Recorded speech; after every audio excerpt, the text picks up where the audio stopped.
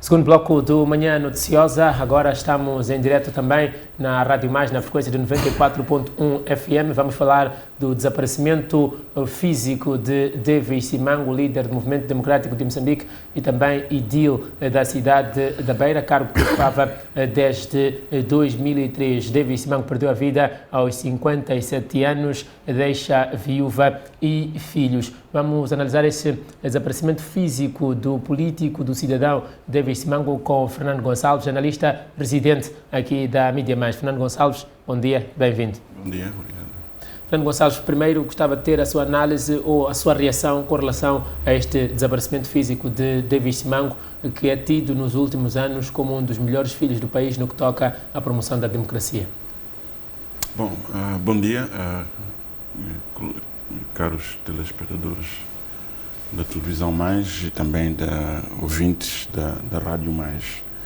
Bom, eu recebi esta notícia com muita tristeza, a dois níveis.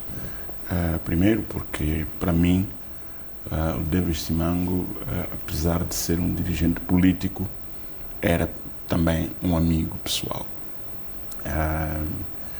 Já partilhei alguns momentos com ele.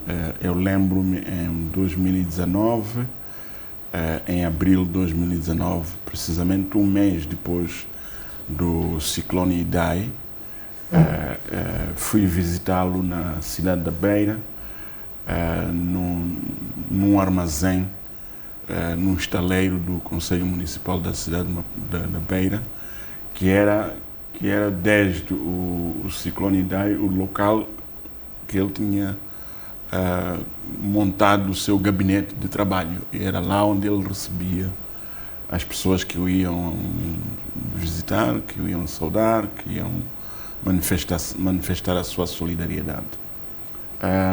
Encontramos-nos em janeiro deste ano, aqui na cidade de Maputo, num evento onde ele também estava.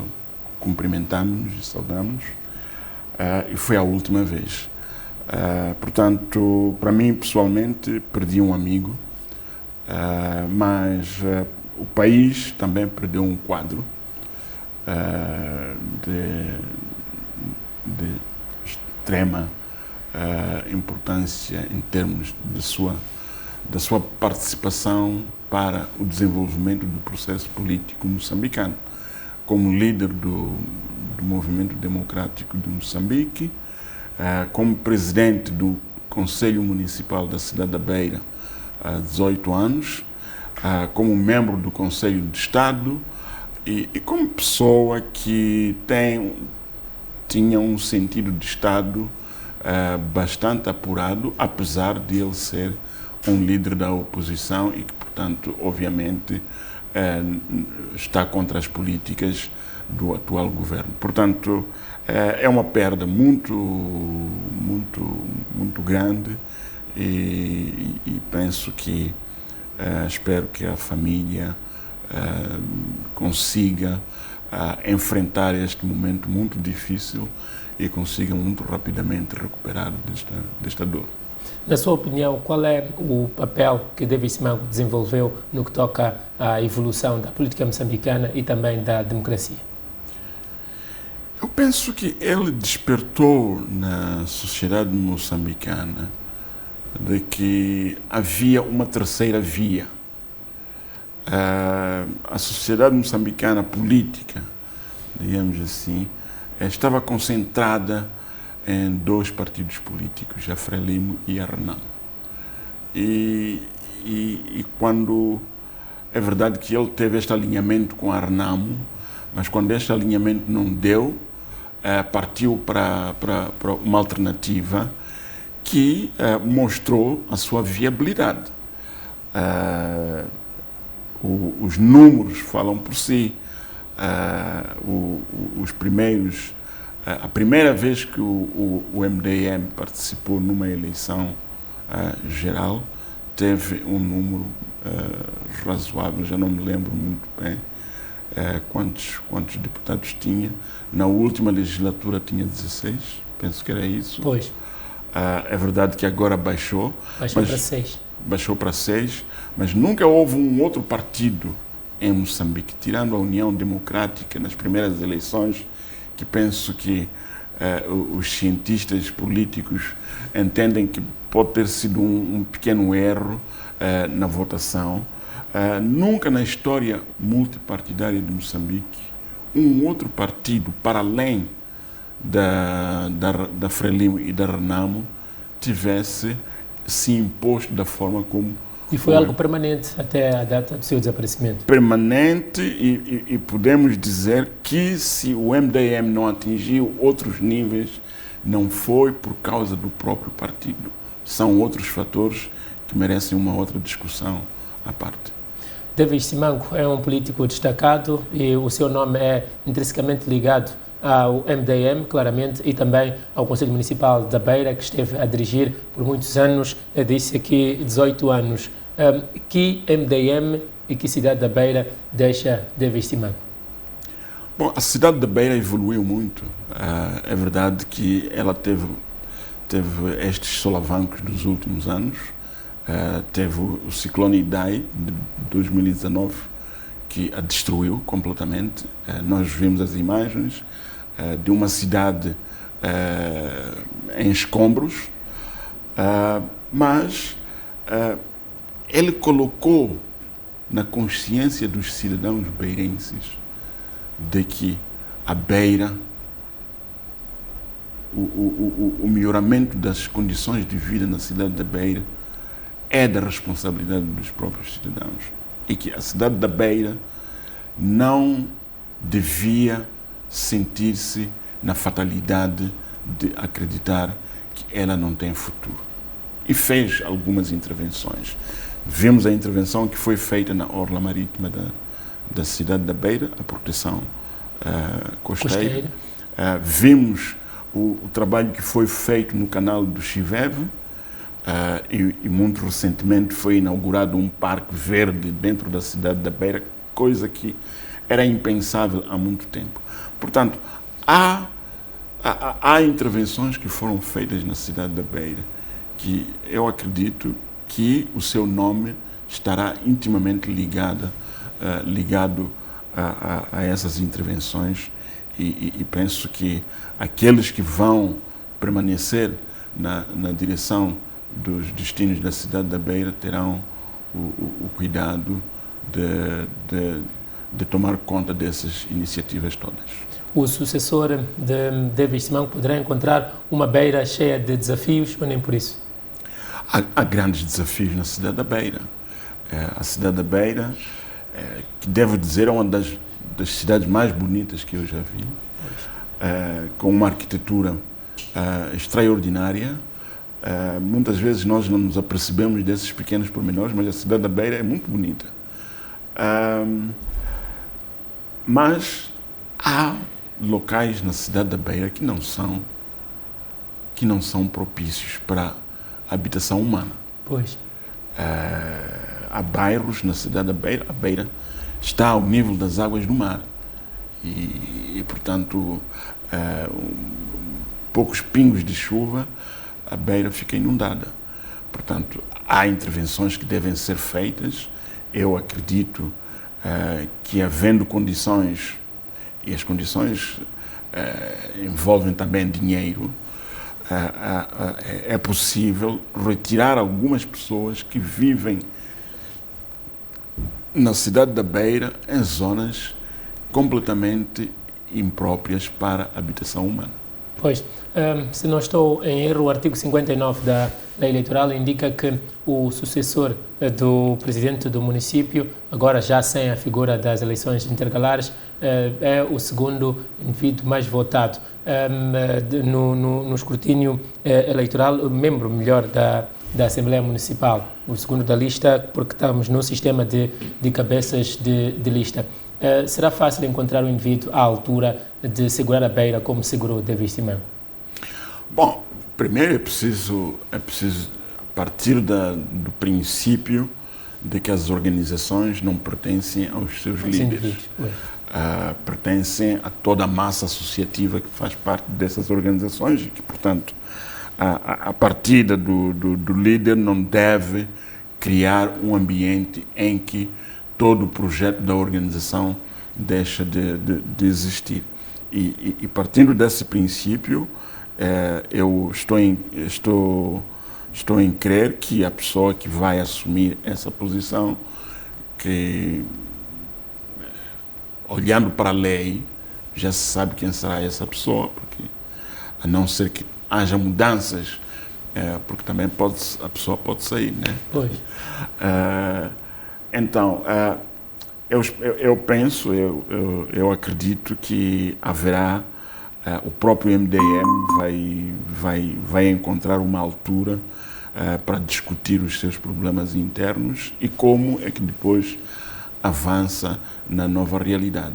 É verdade que o MDM teve muitos solavancos nos últimos tempos, pessoas que partiram, que deixaram o partido, foram para outros partidos políticos, mas isso acontece com muitos partidos. Eu admiro aqueles partidos que não têm dissidências internas. É como se todos concordassem. É como se todos concordassem. Mas a gente depois, às vezes, no café, a gente ouve que a concordância não é assim tanta concordância. Pois, sempre tivemos um MDM, por parte de algumas análises, visto como um partido em que existia muito ou dominava muito a questão de familiaridade e afins. Olhando para este aspecto que aqui citava das sucessões, isto não poderá criar aqui algum conflito? Eu já ouvi essa crítica. Por quê? Porque a história do nascimento do MDM. Aliás, nós devemos recuar um pouco para a fase antes da democracia multipartidária, que havia neste país uma organização chamada PCN, que é o Partido da Convenção Nacional. Pois. O PCM, não sei. Onde os irmãos Simangos, portanto, o Lutero e o Davis, tinham uma presença proeminente. E penso que o projeto PCN depois transforma-se naquilo que é o MDM hoje, e com esta preponderância dos irmãos Simangos. Cada partido tem a sua história, cada organização, melhor dizendo, tem a sua história. E parte dessa história, às vezes, envolve os fundadores da organização. Se dois irmãos estão em casa, estão a conversar, e surge-lhes uma ideia, e com base nessa ideia formam uma organização, obviamente que eles vão ter uma posição de relevo na organização que forem fundar. A menos que digam que, bom, nós, porque somos irmãos, devemos assumir estas posturas. Mas pronto, acontecesse que o Davis Simango era o presidente do partido, o irmão era o presidente, ainda é chefe da bancada? É o chefe da bancada do partido ao nível do parlamento e tem preponderância dentro do partido. Não acredito que as outras pessoas que fazem parte da liderança do MDM não tenham tanto protagonismo assim. Mas isso são questões que os partidos devem sentar-se dentro de uma sala ou dentro de um quarto, seja onde que for, e discutirem esses problemas e encontrarem soluções. Mas é uma hipótese real essa de possível conflito na associação? Não sei. Ainda é muito cedo para se ver o que é que vai acontecer. Quais são os candidatos, porque vai passar por um congresso. Aqui o MDM já nos mostrou alguma dificuldade de gestão das suas relações internas, com alguns casos, como por exemplo o que aconteceu um pouco antes da morte de Mahmoud Amouraye. Sim, houve situações extremamente difíceis. O MDM passou por essa situação muito difícil, mas se eles são uma organização que quer se impor no panorama político moçambicano, eles têm que encontrar formas de ultrapassar essas dificuldades. A Frelimo também teve os seus problemas. Não olhemos apenas esses problemas como problemas do MDM. A Frelimo teve os seus problemas. A morte do Mondlane, a saída do Simango, dos Guengeres, de todos os outros, fez parte desse tipo de problemas. Todas as organizações, na sua fase de nascimento, têm problemas. Agora, o maior problema não é que elas tenham problemas, é como é que elas se organizam, se estruturam para resolver esses problemas, ultrapassá-los e continuar para frente. É verdade que não está dentro do partido, mas temos uma história um pouco mais recente do que esta que cita da Frelimo, que ocorreu no outro partido da oposição, a Renamo. O desaparecimento físico de Afonso de Lacama resultou em alguma crise interna e em algum fragilizar do partido Renamo, isso de acordo com algumas questões concretas que são vistas. Sente, apesar de não ser parte do partido MDM, que houve alguma preparação de um sucessor que possa ser de consenso dentro do partido? Não sei, é muito difícil. É muito difícil. Eu penso que mesmo depois da morte do Afonso de Lacama, não se sabia quem seria o futuro presidente. É verdade que estava lá o atual presidente, que exercia as funções de secretário-geral, foi indicado para interinamente dirigir a Renamo. Depois, quando chegou o momento das eleições, ele candidatou-se como candidato, com mais 5 ou 6 candidatos, e ele venceu, portanto, ele é o presidente. Eu penso que as analogias são muito perigosas, porque as realidades são diferentes. Sim, porque os paralelismos, as linhas nunca se tocam. Então as realidades são diferentes, então não podemos dizer que porque isto aconteceu na Renamo vai acontecer no MDM. Não podemos pensar assim. Pois, saindo um pouco desta associação, logo depois do anúncio da morte de David Simango, houve uma onda de solidariedade vinda de partidos políticos, das igrejas e da sociedade no geral. O que é que isto prova sobre o caráter de David Simango? Isto prova aquilo que eu disse no início, que é uma pessoa que soube posicionar-se na sociedade, que apesar de pertencer a um partido da oposição e ter adversários políticos, soube manter-se firme, soube granjear a simpatia das pessoas, e é isto que é importante. Eu penso que nos próximos tempos não vai ser possível escrever a história política de Moçambique sem se mencionar o nome do David Simango. E, portanto, ele escreveu com tinta indelével o seu nome na história política de Moçambique, e é isto que conta, e é o reflexo, portanto, essas mensagens todas, essa onda de solidariedade com a família Simango, que eu acredito que mesmo os adversários políticos dos pais do David Simango estão neste momento num sentimento de solidariedade para com a família Simango. Portanto, mostra mais uma vez a grandeza deste indivíduo e aquilo que ele conseguiu fazer em vida. Estas manifestações mostram a grandeza do indivíduo, mais uma vez fazendo um paralelismo aqui. Há 2 anos tivemos o desaparecimento físico de um outro líder, depois temos o desaparecimento físico de David Simango. Isto mexe com a democracia? Abala um pouco a democracia, mas a democracia é um sistema, é um processo que não vai desaparecer.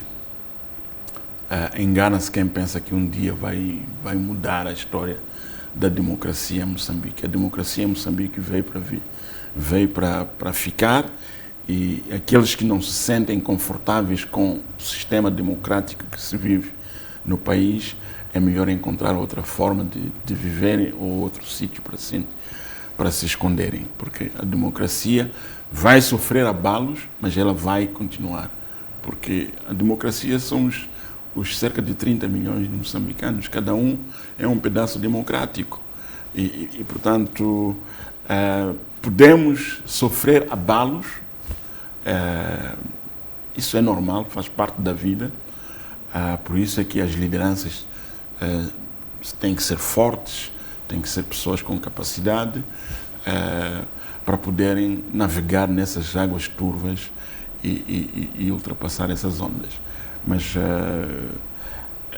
vai ser um abalo, é verdade, o MDM vai se ressentir dessa perda irreparável, mas aquilo que eu acredito é que depois de algum tempo eles vão conseguir superar isso e continuarem a trabalhar, continuar com o seu projeto de participação ativa no processo político e de construção de Moçambique. Pois, vamos olhar um pouco para a frente. É verdade que, como disse, isto abala um pouco a democracia, influencia também na força ou não dos partidos, sobretudo no que toca aos pleitos eleitorais. A cidade da Beira sempre foi um terreno bastante difícil para os adversários de David Simango, pelo menos desde 2003. Acha que com o desaparecimento físico deste líder, que já tinha o carinho de todos os beirenses, pode significar, em algum momento, a perda da liderança do município, do MDM, para algum outro partido? Mais uma vez, eu não sei. Eu quando olho para os números da Beira, vejo que a Renamo tem um pé, a Frelimo tem outro pé, e o MDM tem outro pé. O pé que foi crescendo nesses 18 anos. Sim.